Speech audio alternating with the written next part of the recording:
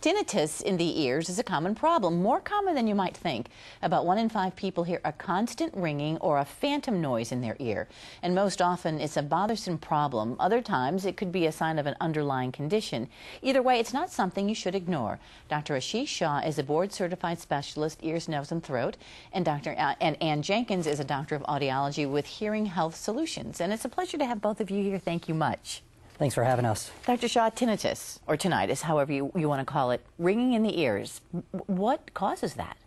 Well, tinnitus, by definition, is a sensation of a sound in the ears, one or both ears, or in the head, in the absence of an external sound. And it can be described as ringing, humming, buzzing, clicking, pulsation in the ears. The causes, there's way too many to go over today in detail here, but the most common cause by far is having underlying hearing loss. So there's a strong association of hearing loss and tinnitus. About 50% of patients with tinnitus have hearing loss. So that's the number one thing that we What comes look first? at. They can go hand in hand. Okay. Yeah. So the most important thing in that respect is that patients undergo a hearing test as part of the evaluation when they have tinnitus. You know, people won't sometimes. I mean, I know this happened to my father, where I didn't even know he had this condition. He thought it would go away. He did have a ringing in his ears, and I'm sure you see that in people that think it's temporary, I don't know what's causing it, it'll go away. And then maybe even they kind of get used to it. Yeah. That's bad though, right? Well, it's important to get it checked out. I mean, because hearing loss is detrimental for for quality of life, right. Hearing and listening and social interactions. In a lot of medical conditions, it can impact status in a negative factor. And so it's important not to ignore it. And it could be a sign of some other issues going on. On one hand, it could be something simple like wax in the ears, but it can also be a sign of an inner ear disease or a systemic disorder. So those are some things we think about, and so it's important to undergo a medical evaluation by an ear, nose, and throat specialist, as well as a evaluation by the audiologist, such as Dr. Jenkins. And I guess that's the good news, Ann, is that there are answers to this as far as helping people with this problem, and they can hear better.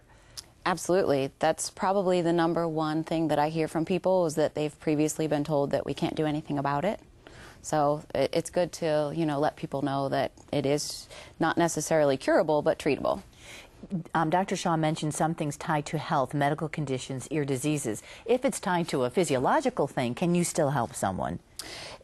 Yes, absolutely. There are definitely treatment options available. If it's tied to a hearing loss, we recommend a hearing aid. That's usually the first thing that we do. So, yeah. Will a hearing aid take away the ringing? I mean, it will make you hear better, but will it take away that constant noise? Well, what we usually tell people is that it will not get rid of it completely. What we want to try to do is get that ringing noise kind of in the background. More than likely, it goes away while the hearing aids are being worn. A lot of the time people notice that it goes away completely.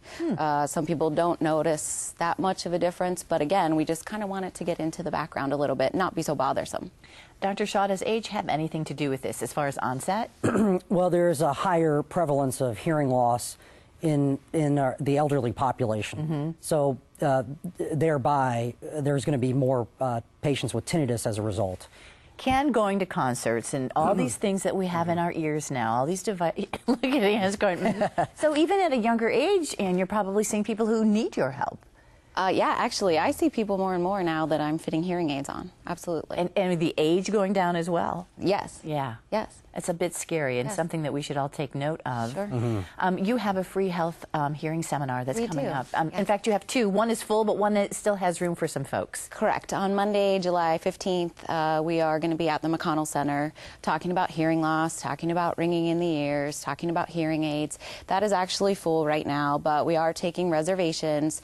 We're going to be offering a follow-up seminar sometime in August, so if anyone is interested, they can call in to the office. We'll put them on the list, and then we'll contact them about the follow-up seminar. The seminar on Tuesday, though, is still opened.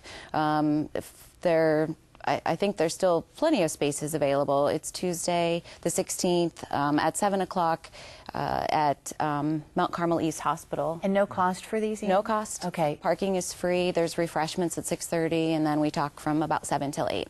Any question they want, this is a good time to get those questions answered. That's right, yeah. And Dr. Shaw, thank you so much. We appreciate it. Yeah, thanks for having us.